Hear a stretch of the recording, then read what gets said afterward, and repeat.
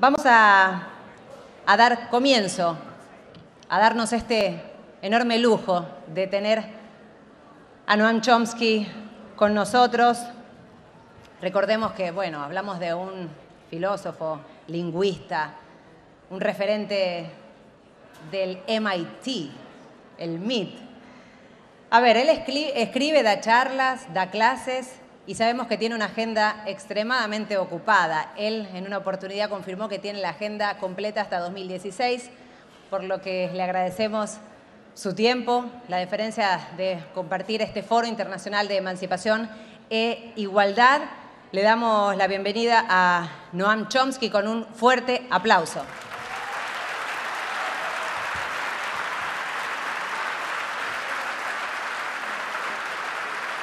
Noam Chomsky nos va a dar la clase en instantes. Él está acompañado, va a moderar también la mesa y va a dar unas palabras antes Anthony Arnott, también de Estados Unidos. Él está al frente de juntas editoriales de gran prestigio, editó numerosos libros, incluyendo Voces de una historia del pueblo de los Estados Unidos. ¿Quién está con nosotros? Un aplauso, por favor. Entre otros trabajos también, Chomsky Esencial, Irak bajo asedio y también Irak, la lógica de una retirada. Luego de escuchar a Anthony, sí, las palabras de Noam Chomsky. Gracias. No, I'm not Noam Chomsky, but I have the great privilege to introduce him. No writer in the past half century el último medio siglo ha hecho tanto por documentar y exponer los crímenes del imperialismo de Estados Unidos, desafiar los estragos causados por el neoliberalismo y expandir los horizontes de la emancipación y la igualdad, como nuestro próximo orador Noam Chomsky. Chomsky ha acumulado desde principios de la década del 60 un corpus sin igual de investigaciones detalladas de la política exterior de los Estados Unidos, su contraparte en política interior y la apología de los intelectuales que defienden los crímenes de Estado cometidos en nombre de los derechos humanos, el apoyo a la democracia, a la libertad de mercado y los ideales que supuestamente motivan a los forjadores de la política estadounidense. Desde sus primeros ensayos en la revista intelectual liberal The New York Review of Books hasta sus últimos libros, tales como Hegemonía o Supervivencia y Esperanzas y Perspectivas, Chomsky ha producido un corpus singular de crítica política y ha hecho esto al mismo tiempo que hacía profundos aportes permanentes al campo de la lingüística. El poder americano y sus nuevos mandarines, que fue su primera colección de escritos políticos de 1969, dedicado a los valientes jóvenes que se niegan a luchar en una guerra criminal en Vietnam, contiene ensayos que todavía se destacan por su percepción y agudo sarcasmo más de 45 años después. También escribió en ese libro: es fácil dejarse llevar por el absoluto horror de las revelaciones de la prensa periódica y perder de vista el hecho de que esto no es más que la brutal cáscara exterior de un crimen más horrendo, el compromiso con un orden social que garantiza el sufrimiento y la humillación sin fin y la negación de los derechos humanos básicos. Así, separándolo de la gran mayoría de los críticos de la guerra de Vietnam, que lo veían como un error trágico en vez de ser una extensión lógica del sistema económico y político de Estados Unidos. Desde 1969, Noam ha producido una serie extensa de libros sobre la política exterior de los Estados Unidos en Asia, América Latina y el Medio Oriente. Ha destinado cientos de horas a escribir, a dar conferencias y paciente conversación cara a cara para llamar la atención al terrorismo de Estado en Latinoamérica, Palestina y más allá, y el papel de los medios corporativos para mantener estos hechos bien ocultos. Noam en su trabajo trabajo representa los compromisos con el internacionalismo y demuestra más que ninguna otra persona el compromiso visceral con la solidaridad. Al pensar en Noam me recuerda las palabras del gran socialista y activista antibélico Eugene Debs, que dijo: apoyo a los pueblos sufrientes que luchan en todo el mundo, no importa cuál sea su nacionalidad o dónde vivan. Los apoyo a todos y si pudiese establecería un sistema social que pudiera ampararlos a todos. Y es por estos motivos que Noam ha sido una inspiración para millones de habitantes del planeta que buscan un mundo mejor, llevando la esperanza, incluso en los momentos más difíciles, de que podamos revertir lo que Eduardo Galeano ha calificado un mundo patas arriba en un mundo bien parado sobre sus patas. Así que, por favor, acompáñenme a recibir al profesor Noam Chomsky.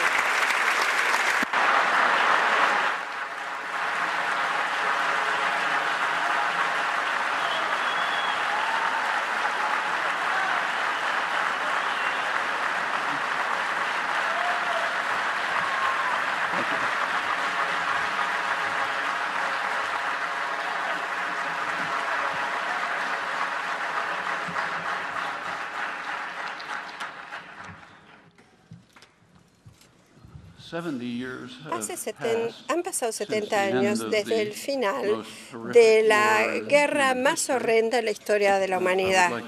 Quisiera revisar algunos de los desarrollos que se han llevado a cabo durante este periodo y lo que sugieren acerca del futuro. Antes de pasar a este tema general, quisiera mencionar uno de los desarrollos más espectaculares de este periodo que se produjo aquí mismo, en América Latina. Por primera vez en 500 años, América Latina ha dado pasos significativos hacia la liberación del dominio imperial.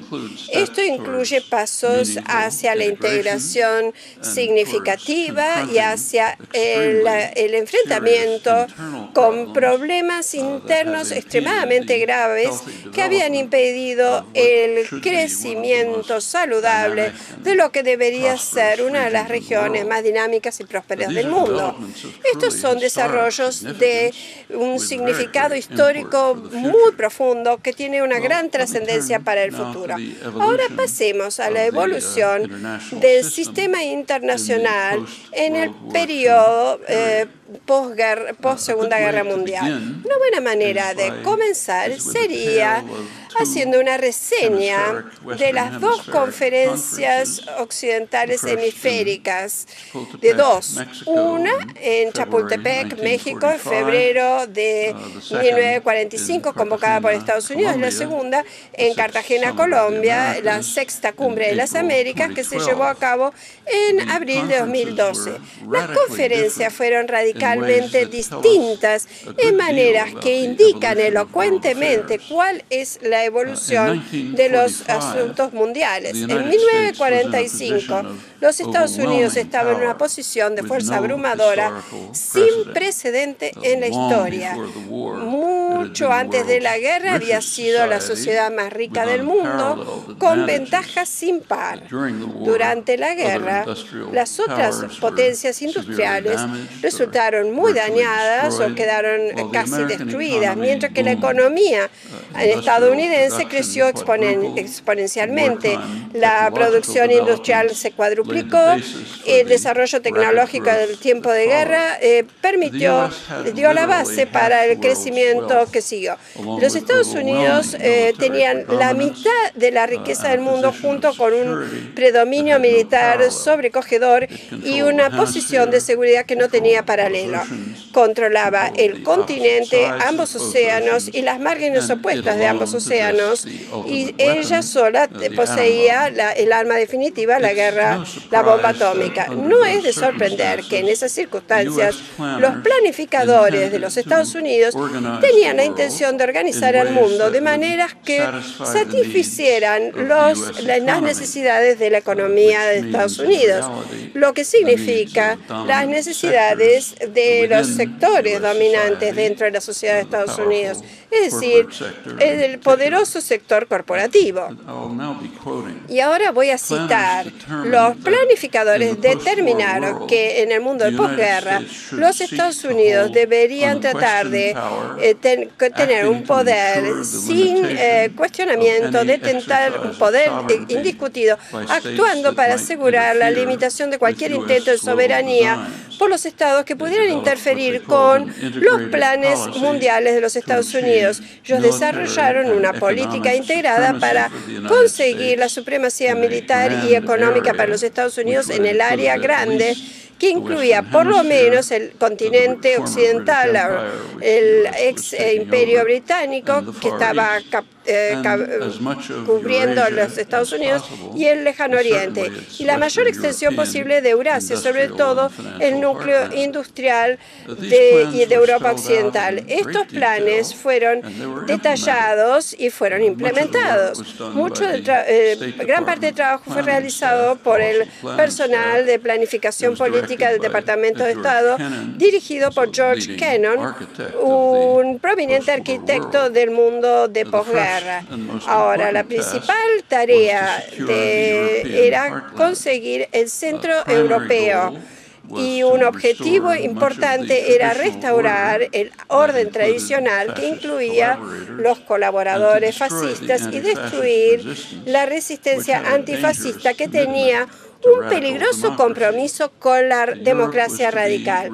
Europa iba a ser reconstruida de maneras que la integrarían dentro del sistema mundial de capitalismo de Estado dominado por los Estados Unidos, con el papel principal asignado a las corporaciones multinacionales estadounidenses, que en ese momento adquirían su formato moderno. A las otras regiones del mundo se les asignó lo que dio en llamarse funciones dentro del sistema general. Entonces, por ejemplo, una de las funciones principales de Sudeste Asiático era proporcionar materias primas para la recuperación de las potencias imperiales para permitirles importar el excedente industrial de los Estados Unidos. Se consideró que África no era de trascendencia para los Estados Unidos, concepto que ha sido revisado últimamente, de modo que su función era ser explotada por Europa para la reconstrucción europea. Y estoy citando las palabras de Kennan. Una política oficial siguió articulando estos compromisos. Por ejemplo, el memorando 5432 del Consejo de Seguridad Nacional de 1954 consideró que los intereses estadounidenses estaban amenazados por los regímenes radicales y nacionalistas que responden a las presiones populares para una mejora inmediata del bajo nivel de vida de las masas y el desarrollo para las necesidades domésticas, tendencias que entraban en conflicto con la necesidad de un clima político-económico conducente a la inversión privada y la adecuada repatriación de las utilidades. En algunos aspectos, Latinoamérica era un caso especial. El área grande sería un sistema abierto, que en la práctica significa abierto a la penetración económica de los Estados Unidos y a su control político. Esto significaba que los sistemas de preferencia imperial antiguos y todos los agrupamientos regionales iban a ser eliminados con una sola excepción. Como explicó el secretario de Guerra, Henry Stimson, los Estados Unidos controlarían nuestra pequeña región de por acá. Eso es América Latina, que seguiría siendo nuestro sector regional.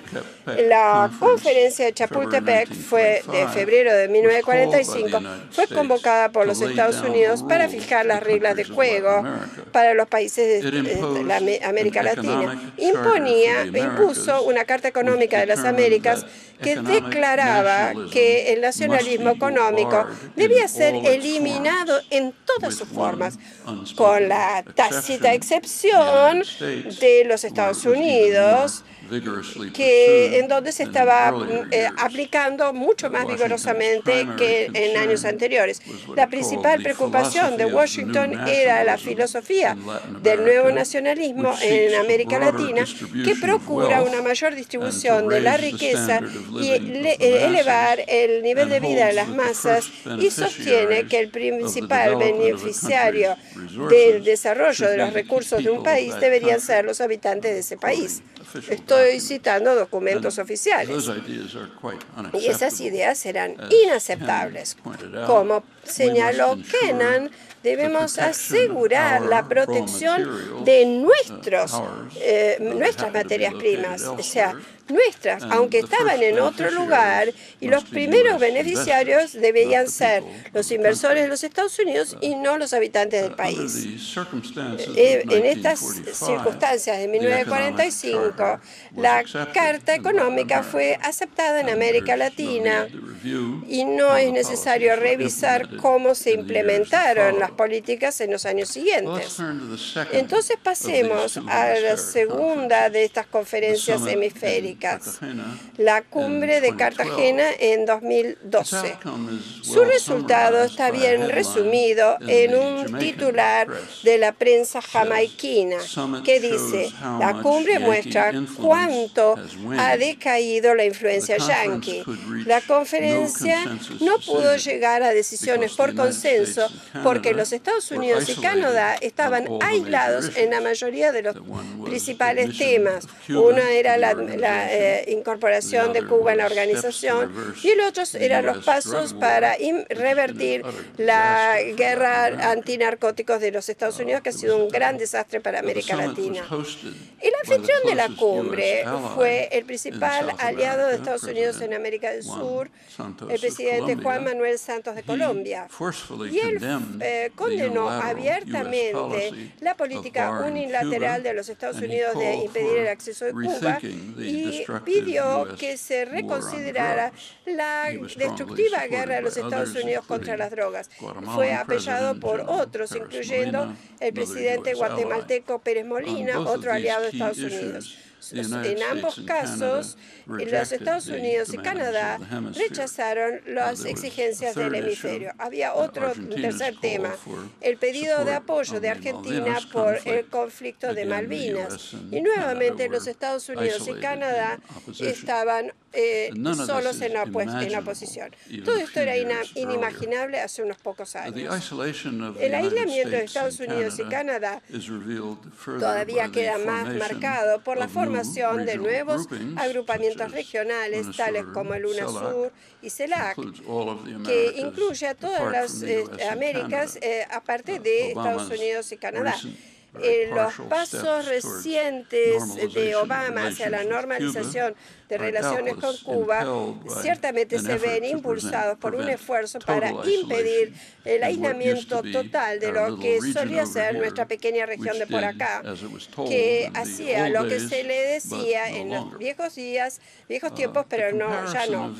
La comparación de estas dos conferencias es una manifestación de un tema muy claro, que es la decadencia de los Estados Unidos, que se ha convertido en un tema de debate y de discusión en los últimos años. Para darles simplemente un ejemplo, el Journal de la Academia de Ciencia Política de los Estados Unidos abrió un número declarando que los Estados Unidos unos pocos años atrás había sido proclamado como un coloso con una potencia sin par y un atractivo sin igual, que avanzaba por el mundo. Los Estados Unidos en este momento están en decadencia y enfrentan de manera inquietante la posibilidad de su declive final, y el corolario que normalmente se deduce es que el poder pasará a China durante el próximo siglo.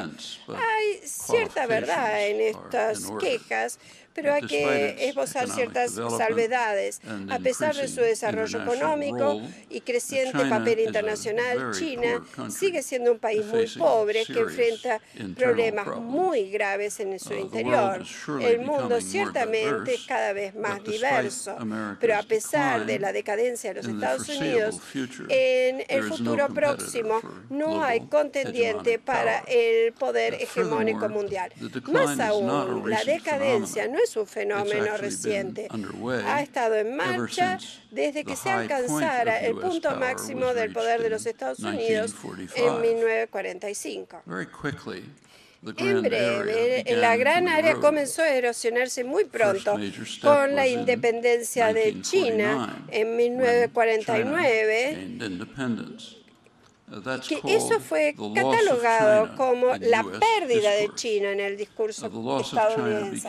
Esa pérdida se convirtió en un tema central en la política interna de los Estados Unidos, incluyendo el auge de la represión macartista, que se centraba básicamente en quién era responsable por la pérdida de China. Y enseguida, en las décadas de 50, había preocupación por la posible pérdida del sureste asiático y otras regiones.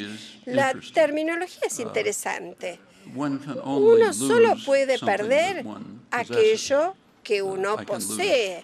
Yo puedo perderme, yo puedo perder mi teléfono celular, pero el presupuesto tácito es que los Estados Unidos son los dueños del mundo por derecho, lo cual no era un presupuesto poco razonable en el contexto del periodo de posguerra, al principio por lo menos. La decadencia, sin embargo, era inevitable a medida que el mundo industrial se reconstruía y la descolonización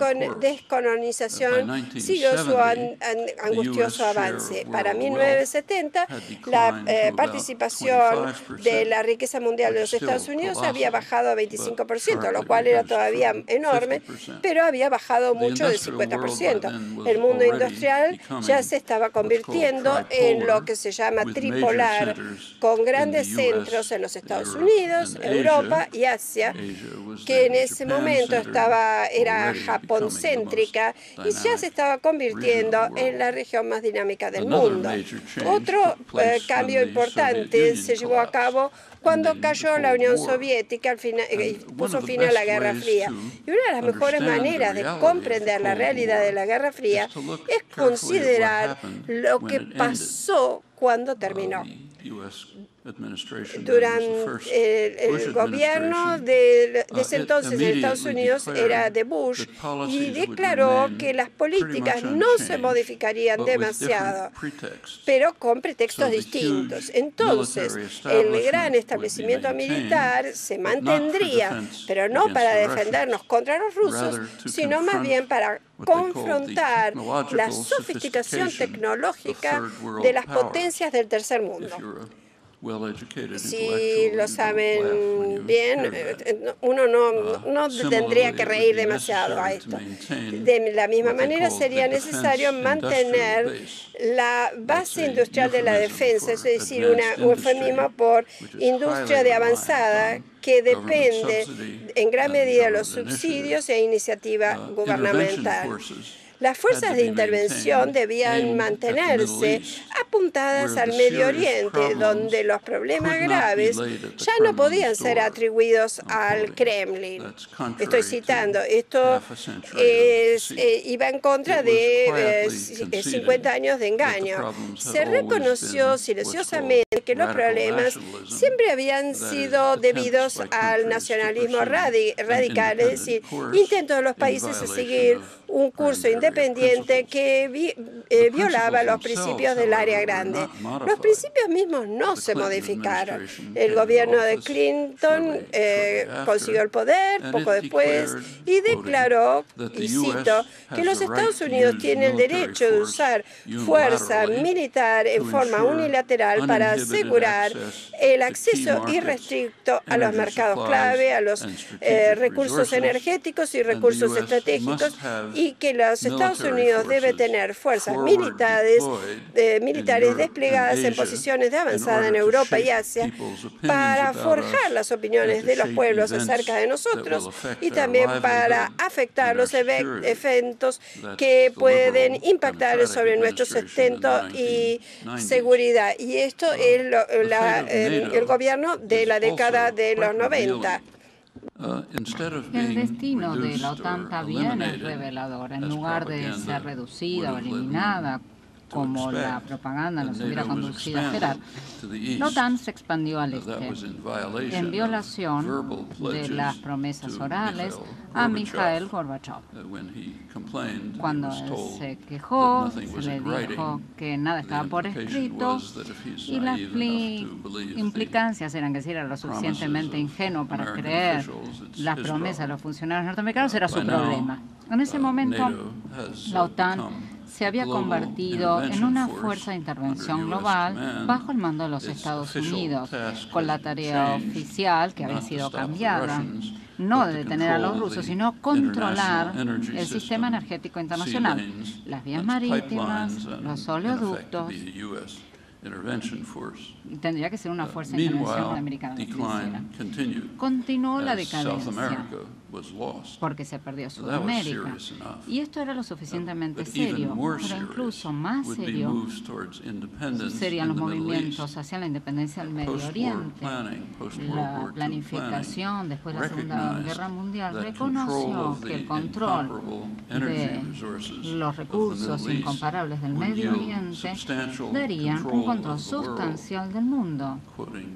Estoy citando al asesor influyente de Roosevelt, Burley, y, consecuentemente, la pérdida de control amenazaría el proyecto de dominio global que estaba muy bien articulado durante la Segunda Guerra Mundial y que se había sostenido esencialmente sin cambios frente a los cambios importantes en el orden mundial desde dicho día.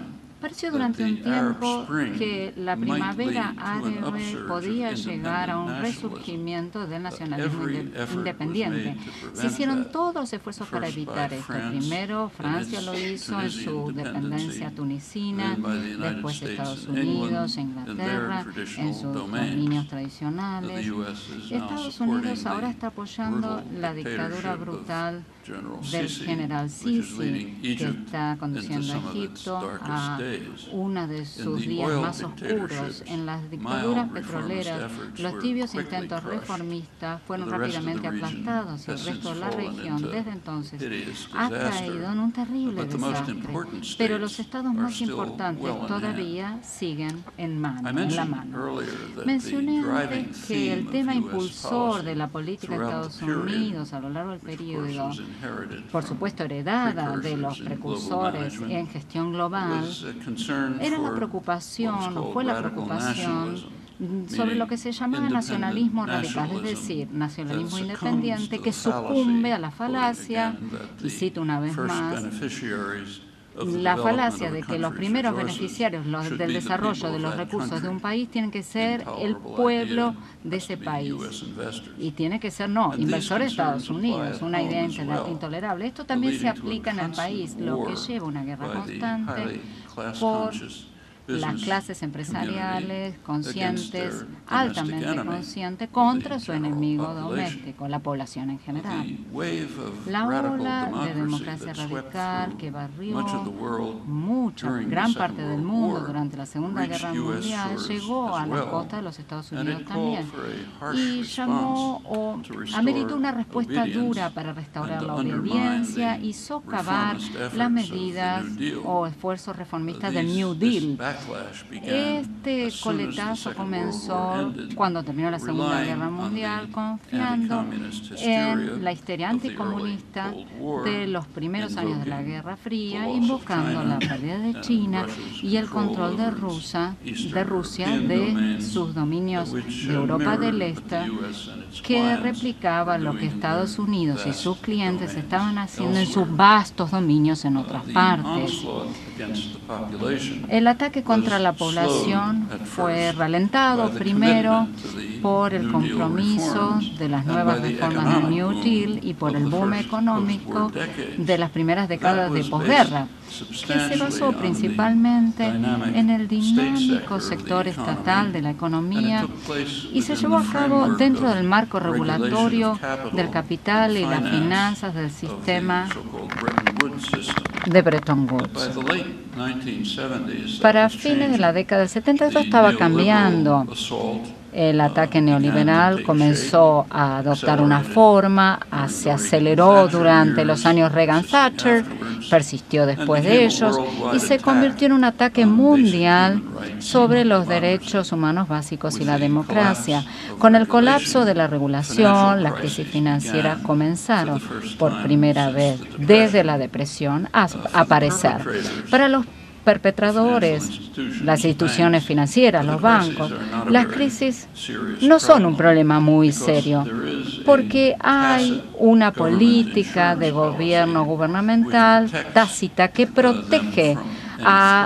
los protege de cualquier amenaza. Esto va mucho más allá de los rescates bien publicitados y tiene un gran impacto en el Fondo Monetario Internacional, que estima que virtualmente todas las ganancias de los principales bancos de los Estados Unidos depende de la política de seguro gubernamental, es decir, es pagado por el contribuyente y provee acceso a crédito barato, calificaciones de créditos infladas, incentivos para llevar a cabo transacciones rentables en el corto plazo y demás. La prensa comercial en Estados Unidos estima que el subsidio de los contribuyentes a los grandes bancos es de más de 80.000 millones por año. Hay una contraparte en Europa donde la Unión Europea rescata a los países meridionales y termina haciendo pagos a los bancos alemanes y del norte que dan préstamos rentables y riesgosos y naturalmente quieren el costo transferido a la sociedad, al público. Bueno, a las empresas y los ricos les va bien, pero para la sociedad es otra cuestión. Sufre en todo el mundo. En Estados Unidos, gracias al periodo neoliberal, la mayoría de la población sufrió estancamiento o declinación. Un indicio es que los salarios reales para los trabajadores hombres hoy en día están al nivel de 1968. Hay mucho crecimiento, pero no va a la gente que hace el trabajo. Y el resto del panorama es familiar, conocido en la mayor parte del mundo de una manera u otra. La última crisis, la más grave desde la Gran Depresión, suministró nuevas herramientas para socavar las medidas democráticas sociales que de alguna manera habían reducido el dominio del capital privado, especialmente el capital financiero.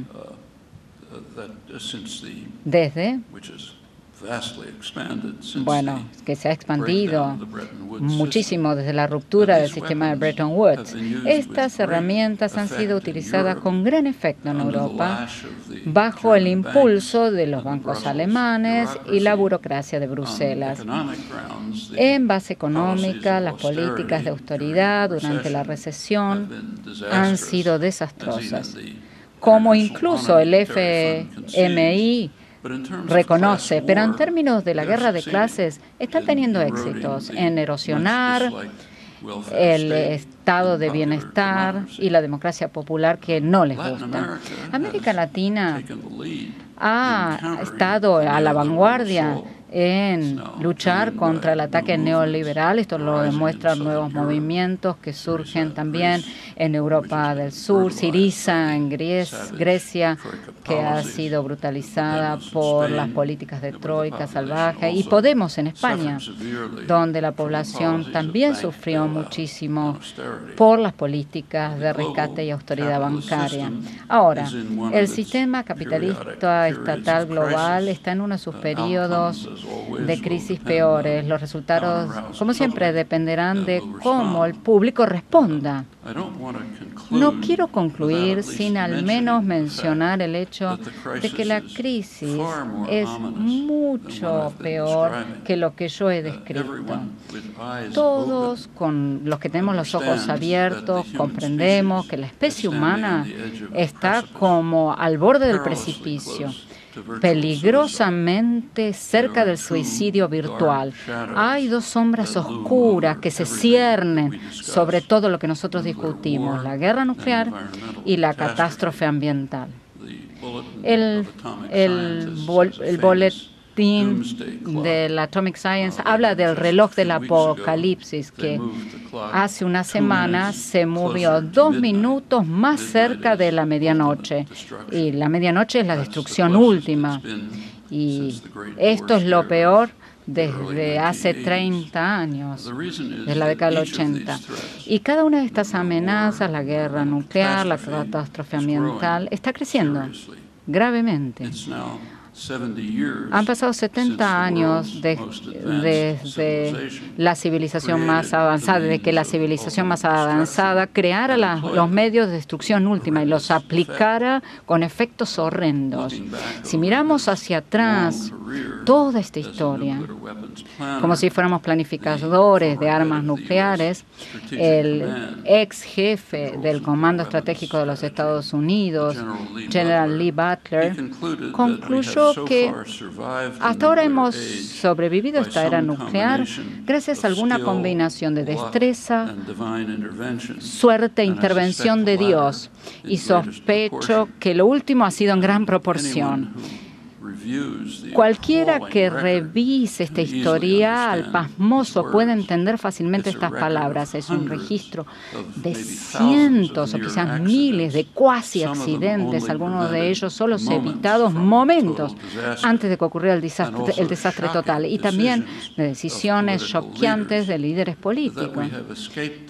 Que hayamos escapado a la destrucción hasta ahora, la hayamos evitado, es casi un milagro, y ahora mismo están redoblando una vez más los tambores. Para la amenaza de las armas nucleares, al menos conocemos la respuesta. Hay que eliminarlas. Esto es requerido por el Tratado de No Proliferación de la década del 70.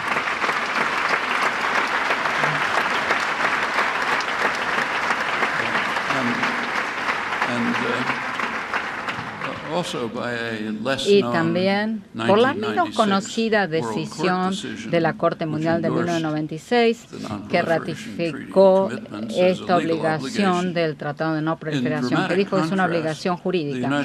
En contraste dramático, Estados Unidos acaba de anunciar un programa de $1 billón de modernización de armas nucleares, y las potencias menores están haciendo lo propio. En el caso de la catástrofe ambiental, no está claro que sepamos la respuesta para nada, a pesar de que hay formas de mitigar y quizás superar esta crisis. Estas están siendo perseguidas de manera muy tímida, y al mismo tiempo la sociedad está en una carrera cada vez más veloz hacia su catástrofe.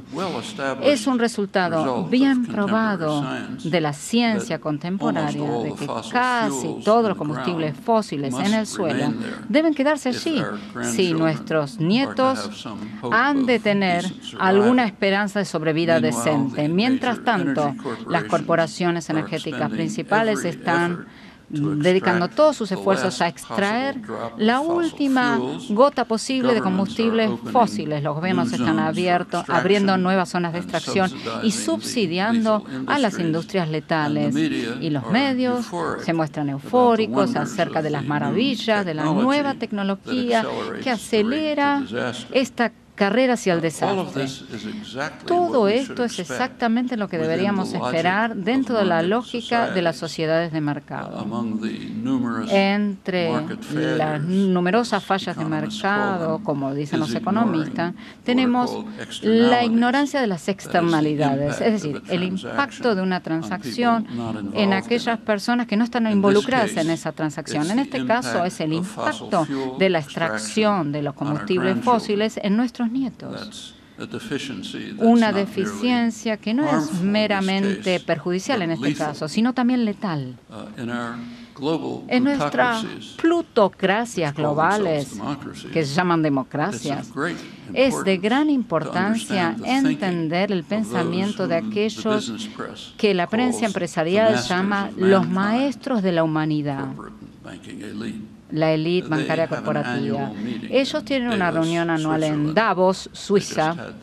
Han tenido su asamblea anual hace unas semanas. Coincidencia, ¿no? Al mismo tiempo que el reloj del apocalipsis se acercó 2 minutos hacia la medianoche. Todos los años se hace una encuesta de los presidentes de empresas importantes y se les pide que ranqueen los riesgos que ellos enfrentan. El cambio climático no estaba en la lista por la falta de interés en el tema. Lo que es aún peor, la parte superior de la lista, el peor riesgo para ellos era la regulación, ¿no? La sobreregulación. Es transparente que el sistema regulatorio débil implementado es una amenaza seria para la sobrevida. Los riesgos de la catástrofe ambiental y nuclear son tan extremos que nunca serán aceptados por ningún decisor en su sano juicio, en el gobierno o en el sector privado. Están siendo aceptados por líderes que están en su sano juicio, pero que están atrapados por una lógica institucional que es profundamente patológica y que debe ser curada rápidamente si el experimento humano ha de seguir adelante. Muchísimas gracias.